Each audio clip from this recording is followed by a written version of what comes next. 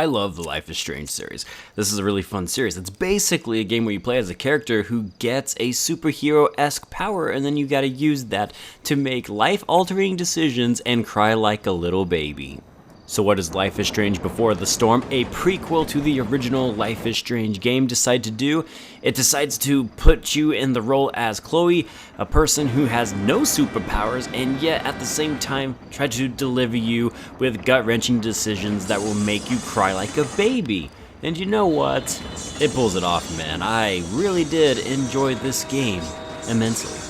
So like I said, Life is Strange Before the Storm is technically a prequel that came after the original game. I played the original game, obviously, and then I played this one. And if you're wondering whether or not you should play this one before the original game, I would actually recommend you do play it now at this point before the original game, because then you can actually see how the original game plays out without knowing all the information. Because trust me when I say there's a big hint drop here at the end of Before the Storm. And I think it would be better if you actually played the prequel before the standard game. Did that make sense? I hope so, because we're moving on. The gameplay is simple and straightforward. Now get this. You will, as Chloe, because that's who you play as, walk around and interact with objects and interact with people and occasionally choose dialogue options that will alter the story at a later point. Whoa! Okay, so this has been done before by plenty of other games. The Walking Dead, The Wolf Among Us, Tales of the Borderlands, anything by Telltale Games really when you think about it. The original Life is Strange, so on and so forth. Even Walking Simulator S-type games have done this formula. But the thing that makes this game stand out now is Chloe can't just go around and talk to people, she can now debate people and insult them. The whole point in getting in these debates is to help Chloe achieve where she wants to go or get to a certain point in the game. Now, depending on how well and how successful you are in these debates, because the person you're debating can overcome you and beat you essentially in the debate, you can trigger different events within the game and they can create different impressions with the people at a later time. And I like it. Chloe doesn't really have any superpowers, but this feels like her superpower. She has the option to debate people. And I say debate loosely, okay? Almost in all of these debates, Chloe is basically just insulting them and having better comebacks than they do.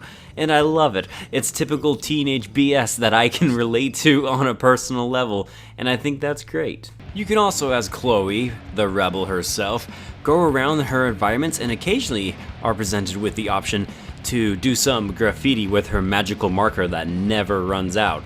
That's right, you can tag things in this game.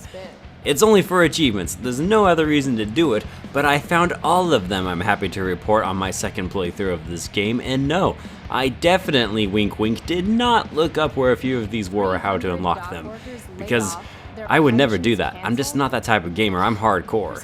If that doesn't excite you, then this game might not necessarily be for you unless you are a narrative-driven person like I am. This game is more about the story than it is about the actual gameplay. And while yes, some of the gameplay elements are in fact stale, the story itself, the characters, the voice acting, the environments that you can interact with, the story as it unfolds, the conclusion, all of this stuff makes it a really enjoyable game. I love Life is Strange Before the Storm. I love Chloe. I love that she's a teenager who smokes and draws tags and sneaks out at night and gets in trouble with her parents and reminds me of myself even though she's a girl, which means now I should have some sort of identity crisis, but I don't because Chloe is awesome and everyone should love Chloe. She grows on you. She does. This game, the further you go in, the more you're going to want to see how it ends because it's a really fun and dramatic, but a great story. Oh, and I say parents very loosely. It's really just her mom. Her dad passed away. That's not a spoiler. You'll find that out right at the beginning of this game, basically. It's her mom and her boy toy. That's what I mean by parents, in case anybody wants to call me out on that and thinks I haven't played this game before.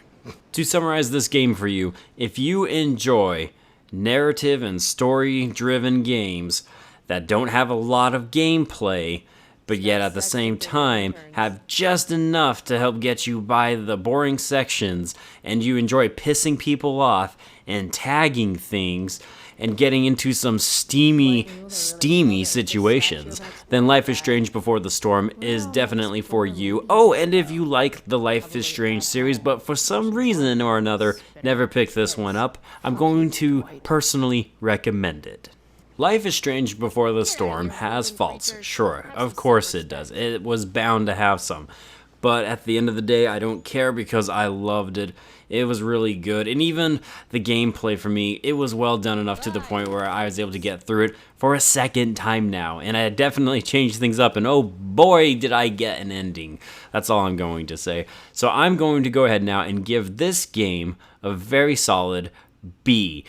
I'm giving it a B because, like I said, it's only 3 episodes long. They could have done a little bit more in the gameplay side of things. I wish there were a few more objects, for example, to interact with and whatnot.